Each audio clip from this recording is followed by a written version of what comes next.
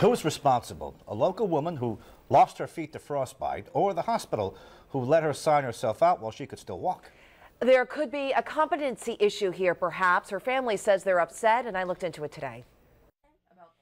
This woman, Teresa Wright, is in pain. Her aunt now has full custody of her baby and is trying to make sure Teresa also gets the care she needs too. She's been diagnosed with 4 things. She hears voices. According to her aunt, Teresa suffers from serious mental health issues. She's been homeless for quite some time. Recently, after wandering around the state in cold temperatures with only slippers on her feet, she ended up here in Rhode Island Hospital. Then her aunt says left, signed herself out.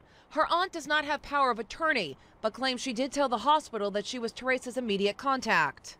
They never called me like I asked them to. I asked them, could you please call me, let me know where you're going to place her so I know where to come, see her.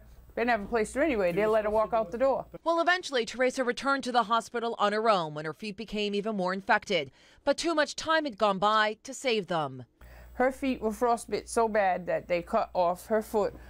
They cut her foot off up to here on one foot, and then on the other foot they said they were removing 3 toes.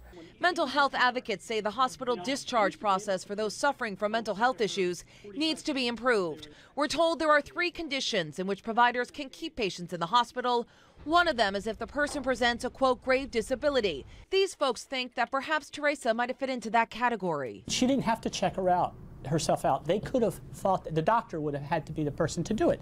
But sometimes it's easier just to let that person go. Teresa's family says she's in terrible pain and allowed us to talk with them about her. They tell us they're frustrated with the system. They tell us we have to protect these people, but at the same time they have rights in which they can harm themselves. And that's what troubles me, is that my niece is going to kill herself eventually, and everybody's standing back on the sideline saying there's nothing we can do. All right, well, the hospital did respond to us today saying that while they sympathize with the patient and her family, quote, in general, however, adult patients, they say, can sign themselves out of the hospital, and the hospital legally cannot share information with others when a patient is going to be discharged. By the way, we had a similar story last night about this in another city where another patient was left out in the snow.